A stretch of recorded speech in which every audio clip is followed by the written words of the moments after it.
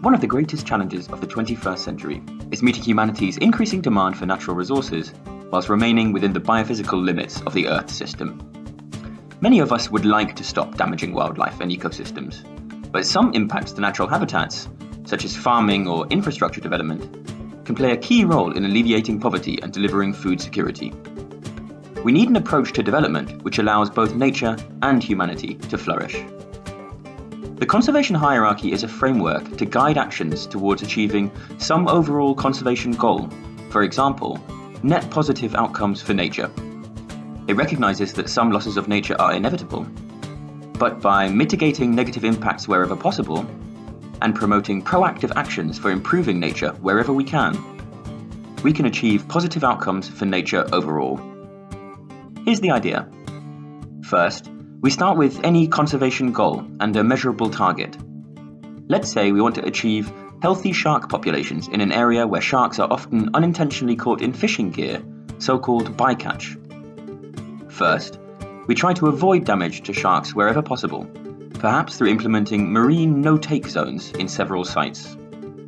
Next, we minimize impacts as far as possible, for example by using fishing gear that minimizes bycatch.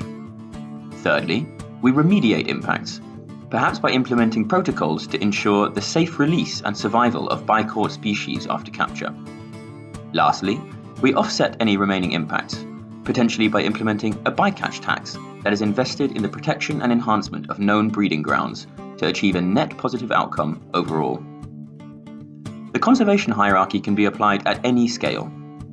Let's say I want to reduce the biodiversity impact of my diet. First, I might avoid eating particularly damaging meat products altogether, like beef.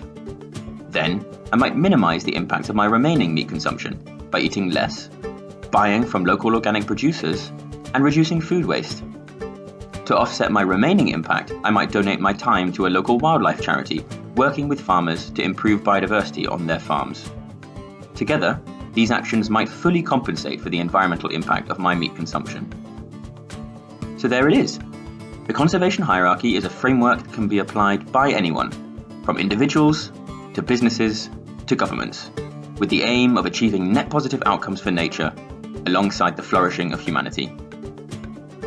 Find out more at www.conservationhierarchy.org or on social media at 4 Steps for the Earth.